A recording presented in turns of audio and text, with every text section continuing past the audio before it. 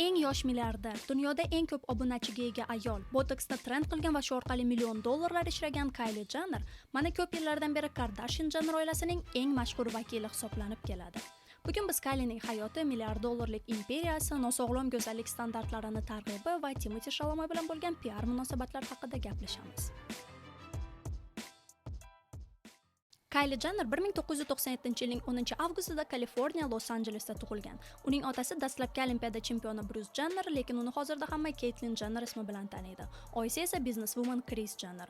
O'zining opasi Kendalldan tashqari Kyliening oyisi tarafdan 3 ta Kardashian familiyalari bilan tanilgan opalari va akasi bor, otasi tarafdan ham 3 ta akasi va opasi bor.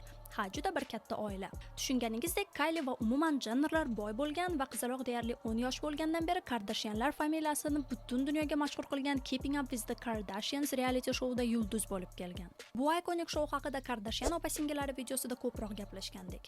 Shouning ko'p epizodlarida biz kichkina Kylie'ni ko'rishimiz mumkin va hatto uni opasi Kendall bilan bo'lgan janjallarni guvohi bo'lishimiz ham mumkin. Boshida Kylie hamma bolalardek maktabga borib yurishiga qaramay 2012-yilga kelib uning oilasi nihoyatda mashhur bo'lib ketgandan keyin uni uy ta'limi dasturiga o'tkazishdi va 2015-yilga kelib Kylie va nihoyat o'rta maktabni bitirib boshqa hech qanday muassasalarda o'qishni davom ettirmadi. Afsuski, shu fakt tufayli ko'plar Kylie'ni dump, ya'ni ahmoqroq deb o'ylaydi, lekin bu haqida biroz kechroq yana gaplashamiz. Keeping Up with the Kardashian shows tufayli millionlab dollar ishlab ulgurgan va pul qilish sirlarini bilgan Kris Jenner o'zining kenja qizlari Kendall va Kylie'dan ham biznes guru yasashni tez orada boshladi. Kris hammadan yaxshi tushunardi. Pul ishlash uchun mashhur ism kerak, mashhur bo'lish uchun esa o'z brendi ustida ishlash kerak. 2011-2012-yillarda Kendall va Kylie sekin-sekin Kardashianlar brendidan uzoqlashib, Jenner opa-singillari sifatida o'zlarini ommaga tanittirishni boshladi. Ikkala qizlar 2012-yilning fevral oyida Gollivudda Qasam filmining premyerasida mezbonlik qilishdi. Bir oydan so'ng esa o'sha yillarning eng katta hit kinosi hisoblangan Hunger Games, ya'ni ochlik o'yinlarining aktyorlaridan Los-Anjelesda intervyu olishdi. Ha, Nepo Baby bo'lsangiz sizga shunday chiroyli imkoniyatlar eshiklari ochiladi. Xuddi shu yili Kylie opasi Kendall hamda oyisi Kris bilan Tyra Banksning ikonik America's Next Top Model showsida ham paydo bo'ldi. Kris Jennerning sa'y-harakatlari bekor ketmayotgan edi, chunki Kylie va Kendall Jennerlarning brendi borgan sari rivojlanayotgandi. O'sha yillari ular Sherry Hill uchun podiumga chiqishdi va hatto PacSun brendi bilan birga o'zlarini birinchi kiyim liniyalarini chiqarishdi. 2014-yillarda Kylie mashhur yulduzlarning video kliplarida suratga tushdi. Misol Drake'ning Recognize hamda Will Smithning o'g'li Jaden Smithning Blue Ocean qo'shig'ida. Shu yillarda Jennerlar mashhur yulduzlar o'rtasida ham do'stlar orttirib ko'proq kamera oldida bo'lishga harakat qilayotgan edi. Misol Kylie va Kendallning o'sha yillarda It Girl, ya'ni juda ham jozibador va go'zalligi bilan mashhur bo'lgan Selena Gomez oldida juda ko'p ko'rsak bo'ladi. Qizlarning o'zidan modada kimdan ilhom olasiz deb so'ralganda Selena Gomezdan deb javobini ham ko'rishimiz mumkin. Kendall, who's your fashion inspiration? My fashion inspiration. I love the way Selena Gomez dressed. Lekin afsuski Selena Gomez va Jennerlarning do'stligi uzoqqa cho'zilmadi. 2015-yilda Kylie va Kendall hech kimning xayoliga umuman kelmaydigan narsa qilishdi. Rebel City of Indra nomli ilmiy fantastika janrida anti-utopiya kitob yozib chiqarishdi. Iye qanday qilib maktabni zo'rg'a bitirgan ikkita qizaloq kitob yoza oldi desangiz, xavotir olmang, xuddi shunday savolni butun dunyoda 100 minglab muxlislar berayotgan edi. Baliqqa suv sota oladigan Kris Jenner bu yerda ham o'z biznes g'oyalari bilan pul qilish imkoniyatini ko'rdi. Maya Sloan ismli ghostwriter, ya'ni boshqa shaxs nomidan kitob yozuvchi inson City of Indrani yaratgan edi. Kendall va Kylie esa o'z nomidan bu biz yozgan kitob deb chiqardi. Natijada kitob 13 mingtadan ko'p nusxada sotildi, lekin albatta bu ularning mahorati emas, balki Jenner familiyasi tufayli edi. Kritiklarga kitob yoqmadi va hatto oddiy kitobxonlarning fikri bo'yicha ham City of Indra sifatli kitob emas. Xuddi shu 2014-2015-yillar atrofida muxlislar Kylie'ning hayotidagi muammolarni shou orqali kuzatayotgan edi. O'sha paytda u atik o'smir yoshda edi va u ko'pincha o'zining opasi Kendallning soyasida yashayotganga o'xshardi. Kendall allaqachon modellik dunyosida birinchi qadamlar qilib, New York, Parij va Milanda moda haftaliklarida yurgan paytda Kylie faqatgina yana bir Jenner sifatida ko'rinardi. Ularning onasi va menejeri Kris Jenner esa ko'pincha Kendallga va uning karyerasiga ko'proq ahamiyat berib, Kylie'ni soyada qoldiradi. Kendall's actually talked about wanting to be a model for a really long time, but I just didn't know she was this serious about it. If this is what Kendall really wants to do, then I'm on board and I'll get the word out. I could make some calls. If you want to help her model, you can help her model, but it's just going to get to her head. And all of us are going to be in her little throne path and listening to her. We're going to be like, oh my God, you're right. You're like the coolest in the family because you model when you're 14. That is not very nice. O'sha paytdagi Keeping Up with the Kardashians'ning bir nechta epizodlarida tomoshabinlar Kris Kendallning modadagi yutuqlarni qanday ko'proq maqtashini, Kaylining qiziqishlari esa ko'pincha chetga surilganini ko'rib xafa bo'lishardi. Okay, well, before we look at your book of pictures, can you ask your sister how her meeting went today? We're so excited. Well, don't you want to pay attention to my book like you did to Kendall's? She's just trying to take my shine, and that's not even cool. Wait, if I ever get grounded, you're squealing in my ear. Back away! No, don't talk to me like Don't yell at your mother. Get your book and go. Your day will come, just not today. You guys always favor Kendall, and it's so annoying. Kayli o'zining yulduz opalari oldida xuddi Black Sheep, ya'ni boshqalarga o'xshamaydigan va oilasiga mos kelmaydigan a'zodek his qilishni boshladi. Buni ustiga qo'shib, Kayli uchrashayotgan bola uning lablari juda ham ingichkaligi va jozibador emasligi haqida ham gapirib o'tgan. Endi tasavvur qilib ko'ring, uydagi va ommaviy axborotdan bo'lgan bosimga qo'shib, siz sevgan inson siz haqingizda bunday gapirsa, ayniqsa o'smirlik vaqtingizda. Albatta sizda komplekslar paydo bo'ladi va ulardan qutulish uchun hamma narsaga tayyor bo'lasiz. Kayli uchun muammoning yechimi lab fillerlar bo'ldi, ya'ni bu botoksga o'xshaydigan lab shaklini kattalashtiradigan narsa va xuddi shu fillerlar Kaylining hayotini butunlay o'zgartiradigan burilish nuqtasiga aylandi. Kaylining labida bo'lgan o'zgarishni tezda sezgan jamoatchilik unga yana ham qattiqroq bosim o'tkazishni boshladi. Ba'zilar uni tashqi ko'rinishini masxara qilgan vaqtda tabloidlar uni operatsiya qilganligi yoki qilmaganligi haqida doim gapirardi. Avvaliga Kayli buni rad etdi, axir u hali ham o'smir edi va 17-18 yosh bo'lganingizda o'z ko'rinishingizni o'zgartirish uchun turli botoks va balobattar operatsiyalar qilish biroz g'alati. Lekin 14 yoshida rinoplastika qilgan Bella Hadidni ham bir eslab ko'raylik. U ham xuddi Kayli kabi o'z opasining soyasida yashardi va bir tarafdan go'zallik standartlarining qurboniga aylangandi. O'zi 2014-yil Kayli o'zini vizual va stilistik jihatdan qayta kashf etgan yili edi. Misol, bu rasmlarning farqi atga 1 yil, lekin o'zgarish xuddi 5 yillikka o'xshaydi. Shu yillar o'zi Amerikada va butun dunyoda Tumblr estetikasi nihoyatda mashhur edi va Kayli shu stilga juda ham mos bo'lgan. Rang-barang sochlari, chokerlar, o'ziga xos makiyaj, hamma bu yangi Kayli kim deb so'rayotgan edi. Shakli o'zgargan lablarining siri nimada degan savolga esa Kayli lab uchun qalamlar deb javob berardi. Tumblr, Pinterest va hatto YouTube'dagi blogerlar ham asta-sekin Kayli Jennerning stilidan ilhomlanib, uni obrazlarini ko'chirishni boshladi. Kayli Jennerning lablari esa trenddagi hashtagga aylanib, qanday qilib Kayli Jennerdagi lab bo'yash tutorial videolari barcha yerda bor edi. Kris Jenner bunday viruslangan trendlarni ko'rib ideal biznes g'oya o'ylab topdi. 2015-yil avgust oyida Jenner o'zining Kylie Lip Kit nomi ostida o'zining birinchi lab bo'yog'ini chiqarishini e'lon qildi. Noyabrda esa birinchi mahsulot rasman taqdim etildi. Kylie Lip Kit lab qalami bilan bir rangda bo'lgan lab bo'yog'i dastlab 3 ta rangda chiqdi: Candy K, Dolce K va True Brown K. To'plamning narxi $29 edi va Kylie uni faqatgina o'zining shaxsiy ijtimoiy tarmoqlarida reklama qilayotgan edi. Natija qanday bo'ldi degan savolingiz bo'lsa, hammasi 10 daqiqa ichida sotilib ketdi. Ha, minglab odamlar ekranlari oldida o'tirib, bitta pomada sotib olaman deb aqldan ozayotgan edi. Sotuv veb-sayti esa portlab ketishiga sal qolgandi. Ishonchsizlik va o'ziga nafrat natijasida yaratilgan lab to'plami $1 million imperiya boshlanishi edi desam yolg'on bo'lmaydi. Minglab odamlar to'plamning yangi nusxalari chiqishini qattiq iltimos qildilar, Kylie esa umuman hayratda qoldi. Yulduzning o'zini aytishi bo'yicha u bunday muvaffaqiyatni umuman kutmagan edi. Biznes yo'lga qo'yishida Kris Jennerning roli katta bo'lishiga qaramay, brend Kylie Jennerning o'zi edi va xuddi shu voqea Kylie Cosmetics imperiyasining haqiqiy boshlanishiga aylandi. Ha, aytgancha shuni eslatib o'tmoqchiman, bu hammasi sodir bo'layotgan vaqtda Kylie faqatgina 18 yosh edi. 2016-yilning boshida Kylie Cosmetics kompaniyasi rasman kosmetika ishlab chiqaruvchi kompaniya sifatida ishga tushdi va lab bo'yoq to'plamlari soni dastlab 15 mingdan 500 mingga o'sib ketdi. Va albatta, Kylie'ga bo'lgan munosabat ham o'zgarishni boshladi. U endi ko'rimsiz va opalaridek mashhur emas qizaloq emas edi, balki ulardan ham ko'proq pul ishlayotgan kuchli brendga ega kenja farzand. Biznesdan tashqari u Puma kabi mashhur brendlarning reklamasida paydo ham bo'lgandi va albatta turli ijtimoiy tarmoqlarda juda aktiv edi. O'sha yillar butun dunyoda juda ham mashhur bo'lgan Snapchatda Kylie'ga yetadigan yulduzni o'zi yo'q edi. Kylie'ning shaxsiy hayoti ham butun dunyodagi muxlislar va oddiy kuzatuvchilarni juda qiziqtirgan mavzu edi va o'z brendiga qiziqishni dramalar va janjallar orqali doim qizdirib turadigan Kardashianlar bu yerda ham ortda qolmadi. Kylie endigina 17 yosh bo'lganda u Tyga ismli rapper bilan uchrashishni boshladi. Ha, mayli uchrashaversin desangiz, bitta narsani unutmasligingizni so'rayman. Tyga o'sha vaqtda 25 yoshga kirgan rapper edi. Tasavvur qilib ko'ring, maktab yoshida bo'lgan 17 ga kirgan qizaloq bilan undan 8 yosh katta bo'lgan inson uchrashsa, juda ham g'alati ko'rinadi, to'g'rimi? Ew, this is so cringe. Guilty. O'z qizini g'alati cringe rapperlardan himoya qilmayotgani uchun Kris Jennerni o'sha vaqtda juda ham ko'p odam kritika qilayotgan edi. Butun 2015-yil davomida Tayga va Kaylining munosabatlari rasman tasdiqlangan edi. Kaylining 18 yosh tug'ilgan kuniga esa Tayga Ferrari mashinasini sovg'a qilgandi ham. Kayli hatto rapperning kliplarida paydo bo'ldi. Tayga va Kaylining munosabatlari ham jam mustahkam munosabatlar emas edi. Ular ham ko'p Gollivud juftliklari kabi to ajrashib, to yarashib yurishardi. Lekin eng qizig'i shundaki, Tayganing sobiq sevgilisi va o'g'lining oyisi Black China ismli model va xuddi shu Black China bir vaqt davomida Kaylining akasi Rob Kardashian bilan ham uchrashgan va ularning hatto Dream ismli qizi bor.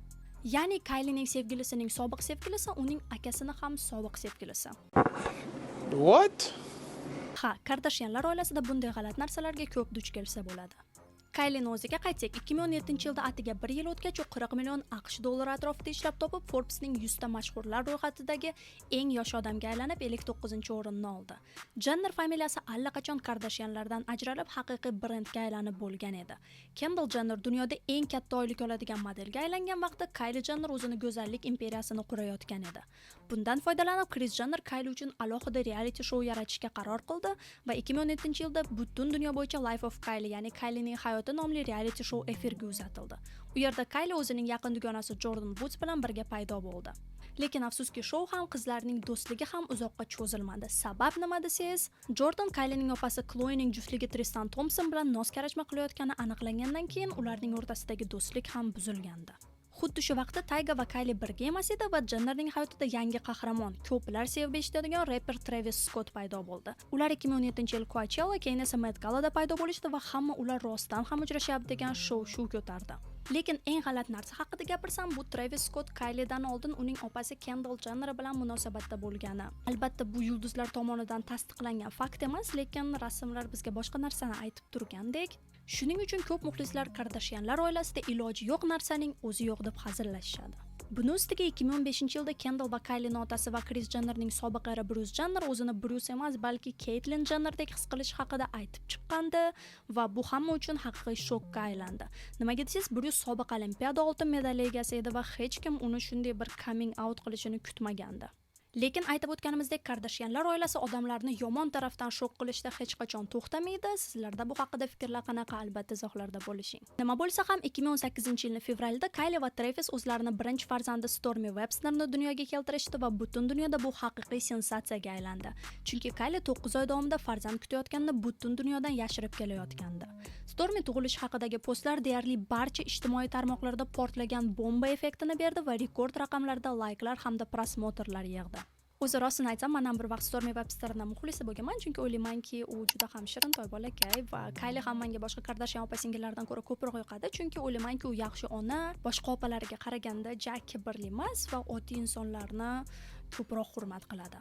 Shaxsiy hayotda shunday chiroyli yangiliklar bo'lgan vaqtda biznes ham gullab yashnayotgan edi. Kylie opasi Kim Kardashianning KKW kompaniyasi bilan kollaboratsiyalar qildi va ular hatto atir chiqarishdi. Kyliening o'zi esa oyisiga bag'ishlangan Kris Jenner makiyaj kolleksiyasini ham chiqardi. Buni ustiga yana ham ko'proq pul ishlash maqsadida Kylie yangi Kylie Skin teri kosmetika brendini ham yaratdi. Shunday innovatsion bizneslar Kyliening 2019-yilning o'zida u endi 21 yosh bo'lganida dunyoning eng yosh milliarderiga aylandi. Xuddi shu faktni eslab qoling, chunki u haqida biroz kechroq yana gaplashamiz. Kylie kiygan kiyimlar, ishlatgan kosmetikalar, hatto u aytgan iboralar ham trendga aylanib, shamol tezligida sotilib ketayotgan edi. Misol, iconic Rise and Shine jumlaning hashtagi TikTok'ni o'zida 1 milliarddan oshiq prosmotr yig'gandi va turli memlarga tarqalgandi. Rise and shine.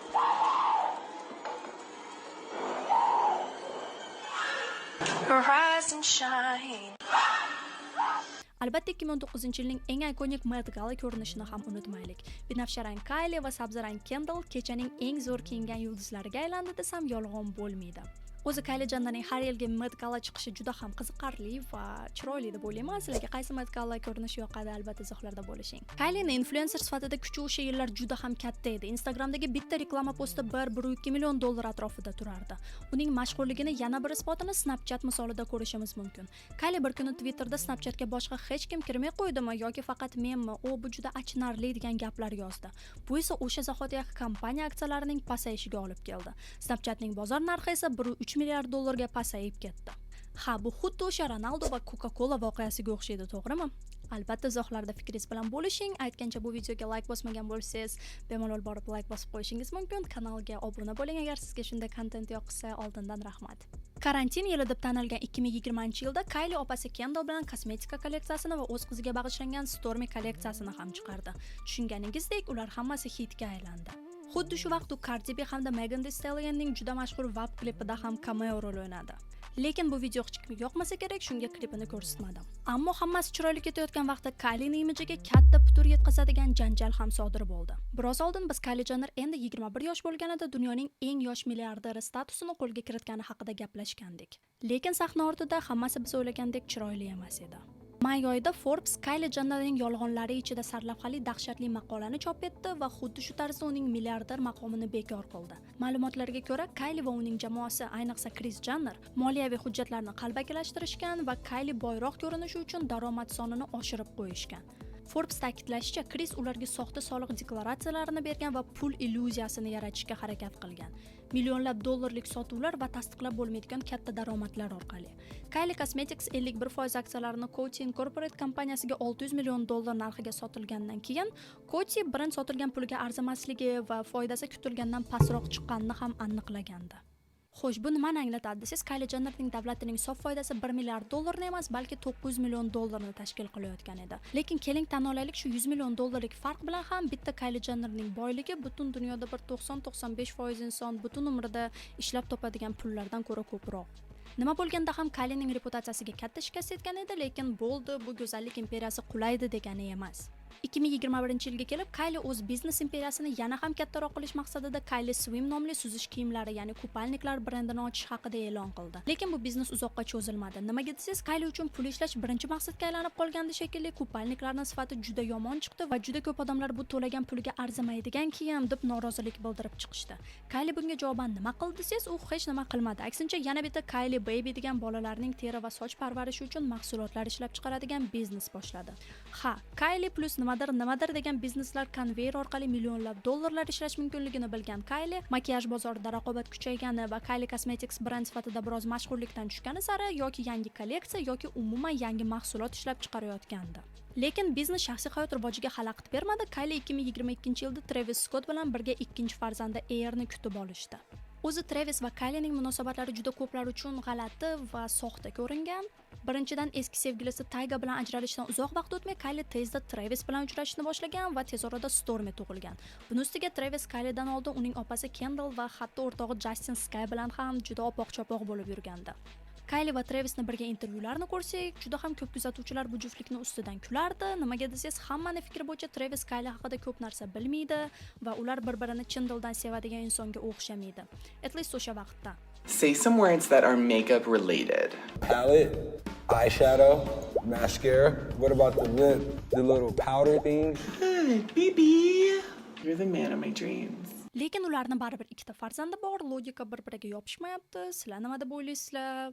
Bu juftlik haqida albatta izohlarda bo'lishing.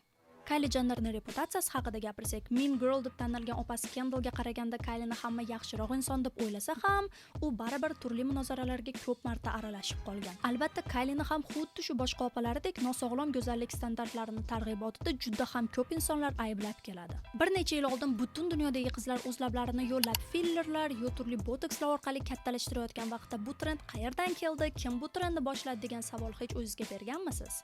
Bir vaqt Instagramda xuddi bir epidemiya boshlangan. Oddiy influenserlardan tortib juda mashhur qo'shiqchi va aktrisalargacha hamma lablarini kattalashtirib selfilar qilib post qilayotgandi. Millionlab qizlar esa voy hamma qilyapti, men ham borib qilaman degan fikrlash bilan turli kosmetika protseduralarini boshdan kechirishni boshladi. Men bu narsani hozir umuman noto'g'ri demoqchi emasman. Agar insonga qaysidir yuz xususiyati yoqmasa, u bemalol borib uni o'zgartirishi mumkin, chunki bu uning tanasi va uning tanlovi. Lekin agar bizga kamchiliklar ijtimoiy tarmoqlardagi modellarning ideal rasmlari orqali qara seni burning Bella Hadidnikidaqa chiroyli emas yoki qara seni labing Kylie Jennernikidaqa chiroyli emas deb ta'sir o'tkazsa, bu juda ham yomon. Bundan tashqari shu botoks va fillerlar trend bo'lgandan keyin samochka, ya'ni diplomga ega bo'lmagan chala-chulpa dermatolog va kosmetologlar ko'payib ketdi va xuddi shunday insonlar oddiy qizlarga lab fillerlarini inyeksiya qilyapti. Statistikaga ko'ra, Britaniyada inyeksiyalarni amalga oshiruvchi kosmetik amaliyotchilarning deyarli 70% malakali shifokor emas. AQShda esa bu raqam 90% ni tashkil qiladi. Lekin bu ham hammasi emas. Fillerlar sog'liqqa ham uzoq muddatda zararli, chunki ular 1-2 yilda tanaga so'rilib yo'qolib qolmaydi. Balki dastlabki joydan, ya'ni labdan sekin boshqa mushaklarga harakatlanadi va odamning ko'rinishini o'zgartiradi va qaritadi. Bu rasmlarda Kylie Jennerning o'zi ham shuning qurboniga aylanganini ko'rishimiz mumkin. Bu nima degani? Bu degani juda ham ko'p qizlar o'z hayotini xatarga qo'yyapti va haqiqiy go'zallik bir inflyatsiyaga duch kelyapti. Tasavvur qiling, butun dunyodagi qizlar o'z noyobligidan va boshqalarga o'xshamaydigan yuz xususiyatlaridan uyalib, bir-biriga o'xshashni tanlayapti. Achinarlimi? Juda achinarli. Kylie Jennerning o'z tanasiga qilgan operatsiyalari haqida gapirsak, juda ham uzoq vaqt ketib qolishi mumkin. Shunga men faqat umumiy gapirib o'tib ketaman. Lab fillerlaridan tashqari uni rinoplastika, jag' operatsiyasi, suyak to'qimasini olib tashlash va ba'zi boshqa figuraga qilingan yana ham nozikroq jarrohliklarda ayblab kelishadi. Lekin Kylie hozirgacha faqat lab fillerlari borligini tan olgan xolos. Men bu narsada faqatgina Kylie Jennerning o'zi aybdor 100% ga deya olmayman, chunki u ham bolaligidan kameralar ostida o'sgan va negativ izohlar, go'zallik standartlarini qurboniga aylangan, lekin oqlay ham olmayman. O'zi yaxshiyamki so'nggi 1-2 yil ichida internetda fillerlar va shunday jarrohliklar haqidagi haqiqatlar ochilgandan keyin ko'p qizlar buning zarari haqida bildi va hozirda toksik standartlar 4-5 yil oldingiga qaraganda kamaydi va bu albatta pozitiv trend deb o'ylayman. Yulduzlar hali ham chiroy uchun hamma narsaga tayyor bo'lishiga qaramay, o'zini yaxshi ko'rish va borligicha qabul qilish ham sekin-sekin yana urfga aylanayotganga o'xshaydi. Sizlar bu hammasi haqida qanday fikrdasiz? Izohlarda bo'lishni unutmang. Boshqa munozaralar haqida gapirsak, so'nggi yillarning eng katta janjallaridan biri Selena Gomezning qoshlari tufayli sodir bo'lganini hamma eslasa kerak. Bu haqida mana bu videoda gapirgandik. 2023-yilning fevral oyida Selena Gomez o'z Instagramiga qoshlarini tasodifan keragidan ortiq laminatsiya qilib yuborgani haqida aytib chiqishi bilanoq, Kylie o'zining storiesida Hailey Bieber bilan bu tasodifmidi deb o'z qoshlarini rasmini qo'ydi. Internetdagi hamma esa ular Selenani agarodiga tosh ochishdi deb portladi. Millionlab odamlar Kylie va Hailey shunday qilib Selenani ustidan kulganida ayblashdi va butun dunyoda ayollar ichida eng ko'p obunachiga ega bo'lgan Kylie bir necha kun ichida millionlab obunachilarini yo'qotib, Instagram qirolichasi unvonini Selenaga berdi. Albatta bu skandalda eng katta reputatsiyan zarar olgan inson Hailey Bieber bo'lishiga qaramay, Jenner opa-singillarini ham butun internet yomon ko'rayotgan edi. Ammo eng qizig'i keyin sodir bo'ldi. Chunki o'sha 2023-yilning aprel oyida Travis bilan ajrashgan Kylie Jenner mashhur aktyor Timothée Chalamet bilan munosabatdaligi aniq bo'ldi va kuzda Kyliening yana bitta yangi kompaniyasi, kiyim brendi Kai ochilishi haqida e'lon qilindi. Selena bilan janjalni Timothée hamda yangi brend ochilishiga nima aloqasi bor desiz, albatta gap PR-da. Hozirgi kungacha ko'p muxlislar janjal o'zi aslida faqatgina PR uchun qilingan, chunki bu orqali Kylie o'zini brendiga yana katta e'tibor qaratib olishga muvaffaq bo'lgan deb o'ylaydi. Bitta gap qilib aytganda, qora PR ham baribir PR. Butun dunyo sizni janjalingiz haqida gapirganda dunyoning eng mashhur aktyorlaridan biri bilan munosabatlarni e'lon qilish va tez orada kiyim brendini chiqarish. Mukammal g'oyaga o'xshaydi, to'g'rimi? O'zi so'nggi yillar Kyliening brendiga qiziqish biroz pasayib qolgandan keyin uni qandaydir jonlantiradigan shov-shuvli yangilik kerak edi va xuddi shu shov-shuvli yangilik aktyor Timothée Chalamet bilan munosabatlar bo'ldi. Agar u haqida eshitmagan bo'lsangiz, bu fransuz-amerikan aralash biroz yoqimli yuzga ega bo'lgan aktyor, kino shinavandalari uni Interstellar, Dune, Little Women kabi kinolarda ko'rgan bo'lishi mumkin. Bu yil esa u hatto Oscar premiyasiga nominatsiya qilingandi. Kylie va Timothée juftligi afsuski hammaga juda ham noodatiy va oddiy PR uchun qilingan munosabatga o'xshab ko'rinadi. Buning sababi nima desangiz, uning oyisi butun dunyoning eng top universitetlaridan biri bo'lgan Yale universitetida o'qigan, boshqa oila a'zolari hammasi o'qigan ziyoli insonlar. Kylie esa o'rta maktabdan boshqa hech qayerda o'qimagan va juda ko'p muxlislar bu ikkalasi bitta xonada qolganda nima haqida gaplashadi, ularning qiziqishlari bir-biriga to'g'ri keladimi degan savollar beradi. Ya'ni bir qarang, Kylie o'zini hayotini shov qilib janjallar orqali mashhurlikka erishgan Kardashyan oilasiga tegishli va kosmetika sotib o'ziga brend qilgan influencer. Timothée esa ziyolilar oilasidan kelib chiqqan, jiddiy kinolarda o'ynab katta premiyalar yutishga harakat qilayotgan aktyor. Boylik tarafdan qarasak, bitta Kyliening pullari Timothée va uning butun oilasini pulini birga qo'shgandan ko'proq. Lekin reputatsiya tarafdan Timothée ancha aqlliroq, intellektualroq deb qabul qilinadi. Buning ustiga so'nggi vaqtlar internetda Timothée Kylie haqida gapirishni istamaganligi va undan charchaganligi ko'rinib turadigan rasmlari ko'payib ketdi. Kylie oldin Instagramida sevgan insonlari bilan ko'p rasmlar qo'yishini ham bir eslaylik, lekin ular deyarli 2 yildan beri munosabatda bo'lishiga qaramay, na Kyliening, na Timothy'ning Instagramida juftliklarini rasmlari bor va bu ko'plarga g'alati ko'rinadi. Ba'zilar buni Timothée shaxsiy munosabatlarini shaxsiy qilib qolishni istaydi va omma bilan bo'lish niyati yo'q degan bir vaqtda boshqalar Timothée Kylie bilan bog'liqligidan uyalyapti va bu faqat PR uchun munosabatlar deb internetda fikr bildirishyapti. Kaylini Timotiga ko'proq yoqish uchun u Timotining sobiq sevgilisi va Johnny Deppning qizi Lily Rose Deppga o'xshashni istayotganligida ham ayblashadi. You get why fans are comparing Timmy's ex-girlfriend, and I'll show you the picture next. People are specifically comparing this picture of Lily Rose Depp, who was with Timmy for like a year. Qayerdadir orqa fonda Kaylining sobiq sevgilisi va bolalarining otasi Travis Scott bir qo'shig'ida Timotini diss ham qilib chiqdi. Timoti o'tgan yili Willy Wonka kinosining remakeida Wonka rolini o'ynagandi va Travis qo'shig'ida Shalomatga qaratib quyidagi so'zlarni aytib chiqdi. Got the Willy Wonka factory, burn that athlete like his calories, find another flame out as me. Option bu mishmishlar va teoriyalarda bir tarafdan ma'no bo'lsa ham, ikkinchi tarafdan bu faqat muxlislar tarafidan o'ylab topilgan safsataga o'xshaydi.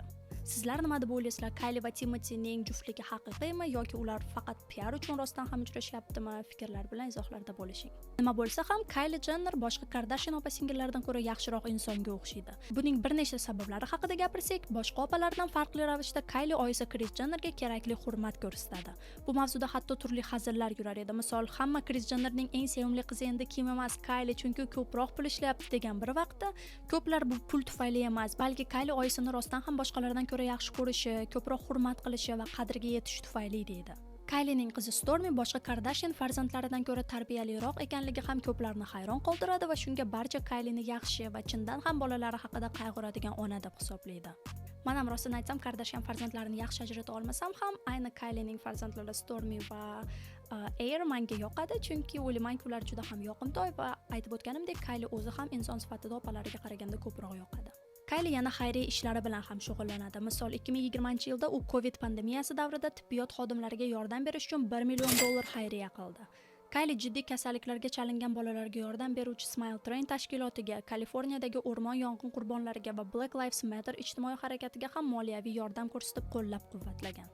Kylie hozirgi kunlar nima qilayotgani haqida gapirsak, u hali ham moda, go'zallik va pop madaniyatida yetakchi kuch bo'lib qolmoqda. U bir necha kun oldin Met Gala'da Maximilian Davis tomonidan ishlab chiqarilgan Ferragamo libosida yakkaxon ishtirok etgani haqida sarlavhalarga aylandi. Ko'ylakda chiroyli korset va ajoyib uslubdagi yubka aks etgan bo'lib, tadbirning Super Fine Tailoring Black Style, ya'ni qora rangga aloqador mavzusini o'zida aks ettirdi.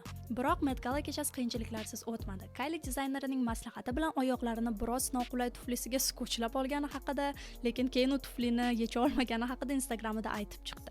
Noqulayliklarga qaramay, u Met Gala'ning yorqin yulduziga aylandi va o'zining libosi bilan internetda trendga aylandi. O'zi bir yo'la Met Gala haqida ham aytib o'tmoqchiman. Bu haqida video qilamanmi, qilmaymanmi bilmayman. Sizlarning fikrlaringiz qanaqa? Met Gala haqida alohida video istasizlarmi? Izohlarda albatta fikrlaringizni qoldiring. Agar bu izoh ko'p like, ko'p ovoz yig'sa, Met Gala haqida ham alohida video chiqarishga harakat qilaman bundan keyin. Videoning mavzusiga qaytsak, Kylie o'zining go'zallik imperiyasini kengaytirishda davom etmoqda. Kosmetika va tana parvarish kompaniyalaridan tashqari, Kylie hozir o'zini kiyim brendi Kai va hatto ichimlik brendi Sprinterni ham boshqarib kelmoqda. Kylieni yana bitta yolg'onchi Kardashian Jenner deb yomon ko'rishingiz mumkin yoki aksincha uni tadbirkorlik mahoratiga tan berib hurmat qilishingiz mumkin.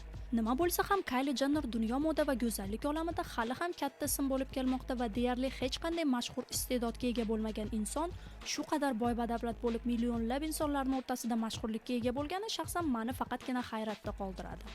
Bunday mashhurlikka hech qanday talant erishishni o'zi bir talant. Va o'ylaymanki, shu yerda videoni to'xtatsak bo'ladi. Kylie Jenner haqida sizning fikringiz qanaqa? Uni anchadan beri kuzatib borasizmi? U sizga yoqadimi o'zi? Albatta izohlarda bo'lishing. Bu videoga like bosishni unutmang. Ko'proq kontent uchun obuna bo'ling. Keyingi videolarda ko'rishguncha xayr.